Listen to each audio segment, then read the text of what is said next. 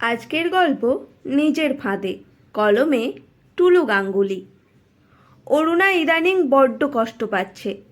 যেদিন থেকে পেটে বাচ্চা এসেছে তবে থেকে অল্প বিস্তর কষ্ট হচ্ছিল। এখন 8 মাস হবে। এই 8 মাসে যেন 8 অবস্থা। চোখের কোণে কালি পড়ে গেছে, শরীরটা ভীষণ আনচান করছে, কিন্তু কেই বা বুঝবে। স্বামীর অফিসের ভাত আছে, বৃদ্ধ শ্বশুর আছে, বাপের বাড়ি বলতে 3 কুলে কেউ নেই তার। সংসারে প্রচুর কাজ আছে, এক হাতে সামলাতে হয়। কাজের লোক হয়তো আছে, কিন্তু তাহলেও সংসারে প্রচুর কাজ থাকে। রান্না বান্না ছাড়াও ওইসব করতে করতে হাঁপাতে হাঁপাতে মাঝে মাঝে বসে পড়ে, আবার উঠে একটু শুয়ে পড়ে। এইভাবে চলতে থাকে। এরই মধ্যে স্বামী তন্ময়ের সাথে মাঝে মাঝে খিটির মিটির লেগে থাকতো, কারণ পাড়ারই একটি মেয়ে লতিকার সঙ্গে তন্ময়ের প্রেম ছিল। বিয়েটা কোনো কারণে হয়নি। এখনও তোমার যোগাযোগ আছে, তুমি তার সঙ্গে দেখা করো, এইসব নানান কথা বলে তার সঙ্গে ঝগড়া করে। মা হওয়ার কষ্টটা যে কি তুমি বুঝবে না। আর যদি পুরুষ মানুষদের পেটে বাচ্চা ধরতে হতো তাহলে তারা বুঝতো কষ্টটা কি। তন্ময় তাকে বলে, আহা, তুমি চড়ছো কেন? আমি কি তাই বলেছি? বলো না কি করতে হবে। তন্ময় যতই তাকে ভালোবাসতে যাক, কিছুই বলতে যাক, কিছু কাজ করে দিতে যাক, আর তার যেন কিছুতেই মন আর মানে না। সেই লতিকার কথা তোলে, বলে, তুমি লতিকাকে নিয়ে থাকো, আমি চললুম। এ হুমকিও তাকে মাঝে মাঝে দেয়। হঠাৎ অরুণা দেখে তার কাছে একজন মেয়ে মানুষ পরনে লাল পাড় শাড়ি, কপালে বড় একটি লাল টিপ পরে এসে হাজির হয়েছে। বলছে, তোর বড্ড কষ্ট মা, তুই কি চাস বল, আমি তাই তোকে দেব। কিন্তু সেই কষ্ট লাঘবের পর আর পূর্ব অবস্থায় ফেরত যেতে পারবি না। তুই যে পেটে বাচ্চা এসেছে বলে এত কষ্ট পাচ্ছিস, সে কষ্টটা যাতে না পাস, বাচ্চা তুই অন্যের গর্ভে স্থানান্তরিত করতে পারিস। কিন্তু তোর আর ইচ্ছা হলে নিজের গর্ভে সেই বাচ্চা নিতে পারবি না। যার গর্ভে স্থানান্তরিত করবি সে যদি অন্য কারো গর্ভে স্থানান্তরিত করে দেয়, তার থেকে তোরা বাচ্চাটা নিতে পারবি। অরুণা ভাবে, এই মহিলা আবার কে? আমার মনের কথা কি করে জানলো? এমন সুযোগ সে আমাকে দিচ্ছে, ভেবে পেল না। তবুও ভাবল সুযোগটা হাতছাড়া করা যাবে না। তন্ময়ের বড্ড বার বেড়েছে। দাঁড়াও, পেটে বাচ্চা ঢুকিয়ে দিয়ে একেবারে স্বামীকে অতিষ্ঠ করে দেবে, এটাই অরুণার ইচ্ছা। অরুণা ওই মহিলাকে বলল, আচ্ছা, কোনো পুরুষের পেটে এই বাচ্চা ট্রান্সফার মানে স্থানান্তরিত করা যাবে কি? মহিলা বলল, কেন যাবে না, আলবাত যাবে। বলাও যা। সেই মতো বাচ্চা চলে গেল তন্ময়ের পেটে। তন্ময় দেখে তার পেটটা ক্রমশ ফুলে গেছে, বাচ্চা নড়ছে। ভেতরে তার কি কষ্ট! তন্ময় মা মা করে চেঁচাচ্ছে, আকাশ পাতাল এক করে ফেলছে। আর অরুণা হা হা করে হাসছে, বলছে, এসব কি হচ্ছে? তুমি তুমি এসব কি করছো? তোমার পেটটা ওরকম খালি হয়ে গেছে আর আমার পেটটা ভরে গেছে, এসব এসব কি হচ্ছে? অরুণা তখন হাসতে হাসতে বলছে, বোঝো, এবার ঠেলা বোঝো। মায়েদের কত কষ্ট, আর তোমরা পুরুষরা মনে করো তোমরা খুব কষ্ট করছো। কেমন লাগছে বলো?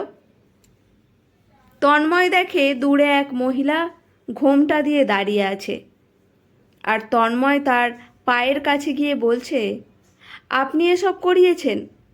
বলুন কেন করিয়েছেন? বাচ্চা তো মেয়েদেরই হয়। আপনি আমার পেটে কেন এসব ট্রান্সফার করছেন? কি করে করেছেন? আমাকে মুক্তি দিন। আমি এসব থেকে মুক্তি চাই। তখন সেই মহিলা বলল, ঠিক আছে, তুমি তোমার স্ত্রী ছাড়া যার পেটে এই বাচ্চা ট্রান্সফার করবে তার পেটে এই বাচ্চা ট্রান্সফার হবে, এবং বাচ্চা হওয়ার সময় উত্তীর্ণ হলে সেই বাচ্চা তুমি তার থেকে নিয়ে নিতে পারবে, যদি সে তোমায় দিতে চায়। তবে দ্বিতীয় ব্যক্তি, মানে তুমি যার গর্ভে বাচ্চাটাকে ট্রান্সফার করবে, আর চাইলেও তৃতীয় ব্যক্তির পেটে আর পাঠাতে পারবে না। তখন তন্ময় উপায় অন্তর না দেখে লতিকার নাম করে। অরুণা রেগে যায়, বলে, 8 মাস ধরে আমি যাকে পেটে ধরেছি, আর 2 মাস তুমি সহ্য করতে পারছো না? অমনি লতিকার পেটে দিতে হবে? পুরনো প্রেম উথলে উঠল বুঝি? তখন তন্ময় খুব রেগে গিয়ে বলল, তোমার তো আর দেখার দরকার নেই, তুমি তো যা করার করে দিয়েছ। এবার আমি কি করব সেটা আমার ব্যাপার।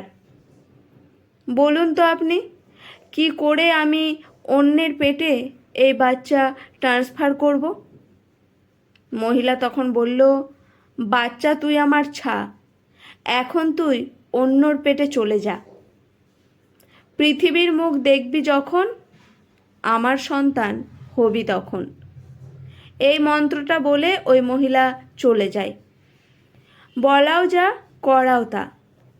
তখন লতিকার পেটে বাচ্চা চলে যায়। লতিকা আচমকা এই অবস্থার সম্মুখীন হয়ে চিৎকার করতে থাকে। আগের রাত্রিরেও সবাই দেখেছে যে লতিকার পেট খালি। হঠাৎ করে লতিকার এই অবস্থা দেখে সকলে হই হই করতে থাকে। তারপর যাই হোক, লতিকা একটা আইবুড়ো মেয়ে, আর তার একই হাল। সবাই ছ্যাঁ ছ্যাঁ করতে লাগলো। লতিকাদের বাড়িতে প্রচুর লোক জমে গেল। তার মধ্যে তন্ময় আর অরুণা এসে হাজির। অরুণা হাউমাউ করে কাঁদতে থাকলো। লতিকাকে বলল, এ বাচ্চা আমার পেটে ছিল। লতিকা এর মানে মতলব কিছুই বুঝতে পারল না। তারপর অরুণা লতিকাকে সব বুঝিয়ে ঘটনাটা বলল। লতিকা সব শুনে মনে মনে ভাবল, লতিকা বৌদি, তুই বড্ড বার বেড়েছিস, দাঁড়া, এবার তোকে আমি জব্দ করব। লতিকা তখন স্বাভাবিকভাবে বলল, এই বাচ্চা আমি আর 2 মাস পরে জন্ম দেব ঠিকই, কিন্তু তার আগে তন্ময়দাকে বিয়ে করতে হবে আমায়, না হলে কোনো পরিচয় এই 2 মাস আমি তোমাদের বাচ্চা গর্ভে রাখবো বলো তো?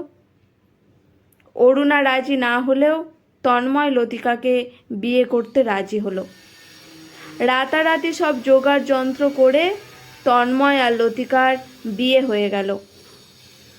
এখন তন্ময় আর লতিকা খুব খুশি। লতিকা আর তন্ময় দুজনকে জড়িয়ে ধরে বলে দেখে, তন্ময় ভালোবাসার শেষ পর্যন্ত জয় হলো।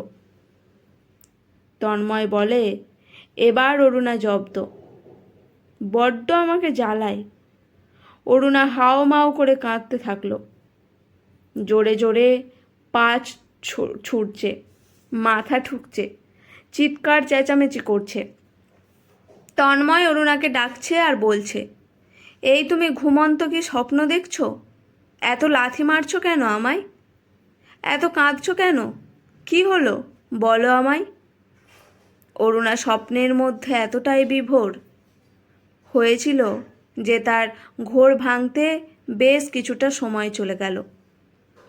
তারপর যখন বুঝলো এতক্ষণ সে স্বপ্ন দেখছে, সে তার স্বামীকে জড়িয়ে ধরে কাঁদতে লাগলো। বলল, আমি তোমাকে ভীষণ ভালোবাসি, আমি তোমাকে ভীষণ ভালোবাসি গো। তখন তন্ময় তাকে বুকের মধ্যে জড়িয়ে ধরে বলল, ধুর পাগল, আমি বা কি তোমায় কম ভালোবাসি নাকি? আজকের গল্পটি এখানেই সমাপ্ত। কেমন লাগলো অবশ্যই কমেন্ট করে জানাবেন। ভালো লেগে থাকলে চ্যানেলটি সাবস্ক্রাইব করে লাইক করে পাশে থাকবেন। ধন্যবাদ।